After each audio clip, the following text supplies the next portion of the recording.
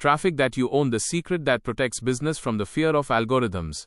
Imagine, your business has finally started working. First, you identified your dream customer, then by making the Dream 100 list, you understood where your audience is hiding on the internet. In the third part, you learn the formula of hook, story and offer, through which the audience stops, connects with the story and gets ready to take action on the offer. In the fourth part, you understood two ways of getting traffic through work your way in and buy your way in. Now people are coming from YouTube, you are getting reach on Instagram, leads are coming from Facebook groups, and ads have also started getting clicks.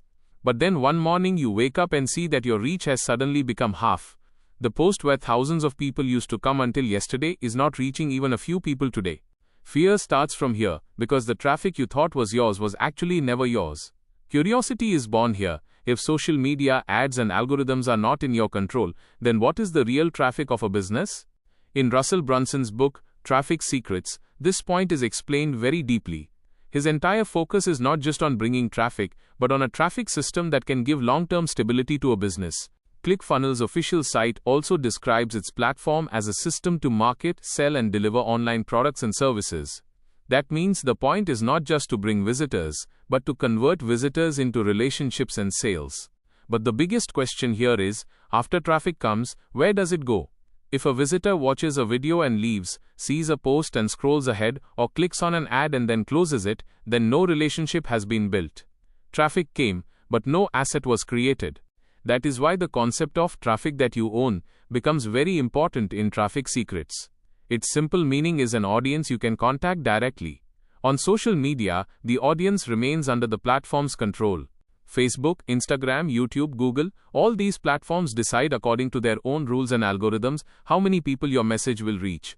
In his Marketing Secrets content, Russell Brunson explains traffic in three ways: traffic that you control, traffic you don't control, and traffic that you own. His point is that platforms like Facebook and YouTube own the traffic. You can try to control it through ads or content, but real ownership is created when the audience comes onto your list. Now understand this in a very simple way. If you have 1 lakh followers on Instagram, it sounds like a big asset. But can you reach every follower with a guarantee? No. If you have subscribers on YouTube, will every subscriber watch your video? No. If you have a Facebook page, will every follower see your post? No. But if a person has joined your email list by choice, then you have a direct communication path with that person. Email also has challenges like inbox delivery, spam filters and sender reputation, but still, compared to a social platform, it is a more direct channel of relationship. Email marketing is powerful because it is not just a tool for sending messages. It is a system for building trust. When a person gives their email, they give a small permission. They say, "I'm interested in what you are saying, you can tell me more." This permission is very valuable. But with this permission also comes responsibility. If you misuse that inbox, send useless emails again and again, write misleading subject lines, or only try to sell, then the same subscriber will ignore you, unsubscribe or mark you as spam. A big lesson comes from one of Russell Brunson's early mistakes here. After seeing the potential of email marketing, he thought that if the list was big, the sales could also be big. Suppose you have 10,000 subscribers and you sell a $50 product. If even 1% of people buy, the calculation starts looking exciting. Then the mind runs ahead. What if there are 1 lakh subscribers?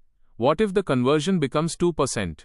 Looking at the numbers, it seems as if email marketing can become a money printing machine. But in reality, this same calculation pushes many new marketers towards shortcuts. Russell also tried to look for a shortcut in the beginning. He found a list or something like a CD that had a lot of email addresses. At first glance, it felt like a jackpot. So many emails were found, now we will promote the product and sales will start coming. But this method became a problem. Some emails did not reach at all, some people saw them as spam, and a situation like a legal warning arose. That is when he understood that buying email addresses does not give you an audience. An audience is created when people join your list willingly, with trust. This is the biggest truth of email marketing. A purchased list is not traffic, it is risk. Because those people have not given you permission. They do not know you. They may or may not have interest in your product. If you send emails to such people, they will consider you spam. This can damage sender reputation, emails may go to the spam folder instead of the inbox, and legal compliance issues can also arise. The FTC's Can Spam Guide for commercial emails clearly says that there should not be misleading header information, there should not be deceptive subject lines, the sender's location must be mentioned, and the recipient must be given a way to opt out. Now understand the practical point here. Email marketing does not mean that you send an email to anyone. The right way is to build a permission-based list. That means people themselves give their email in exchange for your content, free guide, webinar, newsletter, discount, checklist, or exclusive resource. This free valuable thing is often called a lead magnet. A lead magnet should not only be bait to get emails. It should be a small but useful solution that solves a real problem of your dream customer. Suppose you create finance content. Your audience is middle-class people who want to start investing but are afraid that their money may go to the wrong place.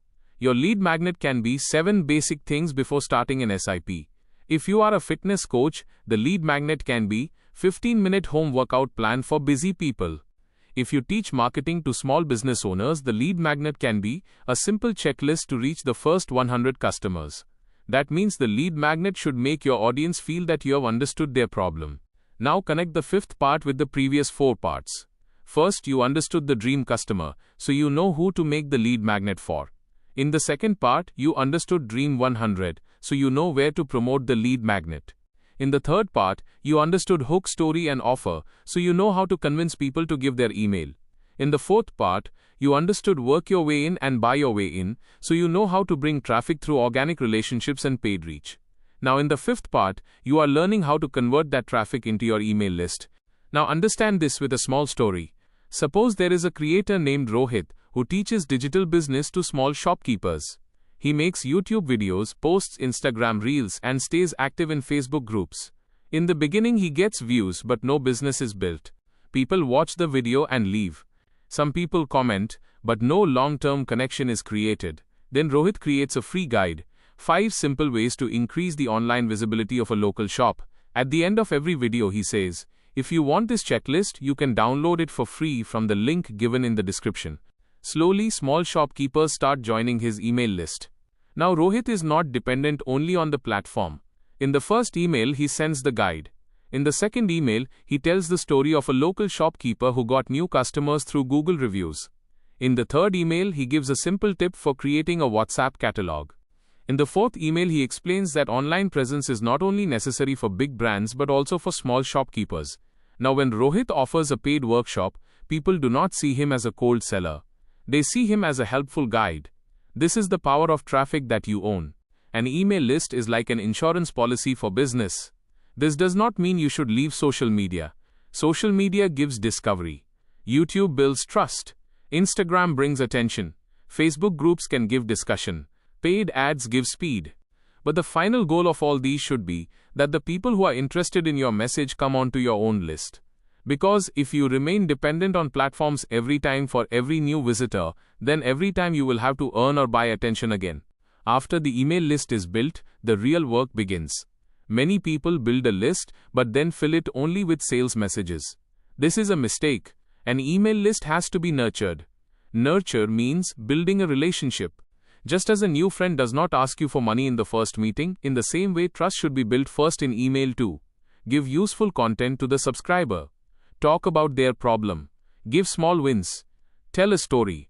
Explain a mistake. Give a practical tip, then slowly place a relevant offer. A good email does not always need to be long. Sometimes it can be a short story. Sometimes it can be a lesson. Sometimes it can be a checklist.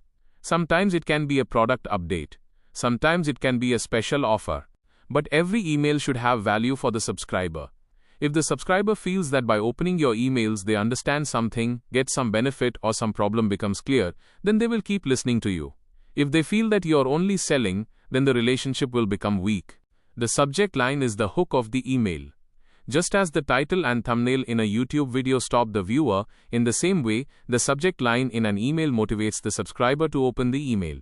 But the subject line should be honest.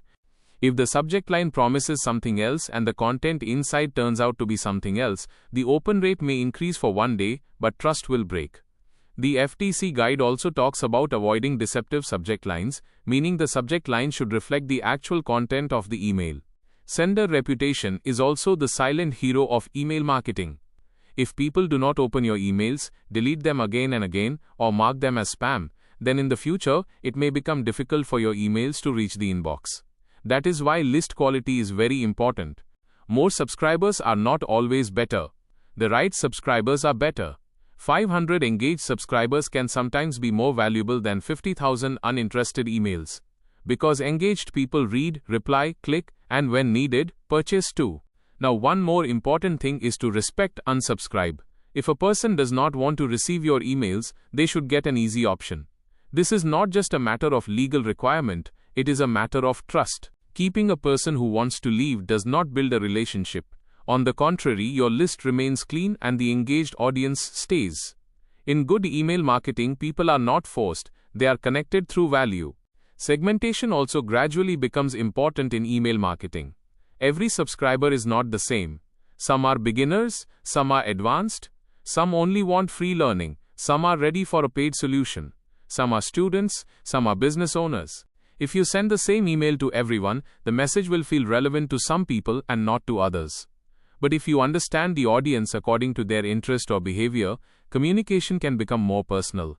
A personal feeling makes trust stronger. Another benefit of traffic that you own is feedback. Social media comments are public, so people often do not speak openly. But in email, people can reply directly. They can tell you which topic they need help with, what their biggest problem is, and where there is confusion in the offer. This feedback improves your product, content, and funnel. In this way, the email list becomes not only a sales channel but also a research channel. Now think, if a business has a strong email list, it does not start from zero with every launch. When a new product comes, it can tell its list. When a new video comes, it can send an email. When there is a webinar, it can invite people. When a special offer comes, it can inform the interested audience. This is ownership. This is the process of converting borrowed attention into an owned relationship. But ownership does not mean the audience is your property. The audience is always human, not an asset. Traffic that you own means the communication channel is in your control, but trust is always in the hands of the audience. If you give value, trust will increase. If you misuse it, trust will decrease. This is the difference between professional email marketing and spam. Russell Brunson's learning is important because from the mistake of taking a shortcut, he pulled out the lesson of a long-term system. He understood that buying a list is easy, but buying a relationship is impossible. A relationship is built through value, consistency, honesty, and the right offer. This is what makes business sustainable. This is what reduces the fear of platform dependency. For today's creators and business owners, this lesson is even more important. Platforms keep changing constantly. Sometimes short videos are pushed, sometimes long videos. Sometimes organic reach falls, sometimes ad costs rise. Sometimes an account policy issue comes up, sometimes competition increases a lot. If your entire audience is only on a platform, then your business can become unstable. But if you are slowly bringing people coming from platforms onto your list, then you're building a strong base for the future. So if you take your marketing journey seriously, start paying attention to the email list from today. Create a simple lead magnet. Mention it naturally in your video, post, blog, podcast, or ad. Give people a genuine reason to give their email. Then send a welcome email. Tell them what they can expect from your list. Then keep giving value consistently. Give stories in between. Give offers at the right time. And always respect the inbox. The biggest lesson of part 5 is that bringing traffic is not enough. Owning it is also necessary. Through work your way in and buy your way in, you can bring traffic, but if that traffic does not come onto your list, it can be lost at any time. An email list gives you direct connection. It protects you a little from the fear of the algorithm. It gives you a chance to build relationships. And most importantly, it gives you a path to turn business from short-term views into long-term trust. But the story does not end here. Now you have the dream customer, the dream 100, hook, story and offer, the paths of organic and paid traffic, and you have also understood the power of traffic that you own. But now the next question is even more dangerous. When you have an email list, what will you say to them every day? Which email will build trust, which email will make sales, and which email can damage your reputation? In the next part, this suspense will open, where the list will no longer remain just numbers, but will start becoming an engine of daily communication and long-term profit. If this video has taught you something new, or if you feel this information should reach more people, don't forget to like and share the video. Your small share can become valuable and useful information for someone else. If you have any questions related to this topic, or if you would like to share your opinion with us, be sure to write in the comment box.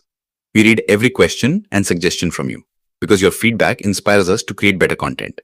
And if you want to keep receiving such interesting and reliable information about business, the economy, and the world in the future, then don't forget to subscribe to our channel GRT Business and also press the bell icon so that you get notifications of every new video directly. At GRT Business, we always strive to provide you with accurate, balanced, and reliable information. Our news and analysis are prepared based on information obtained from various news agencies, public sources, and public opinion. We make every effort to verify and validate each fact as much as possible.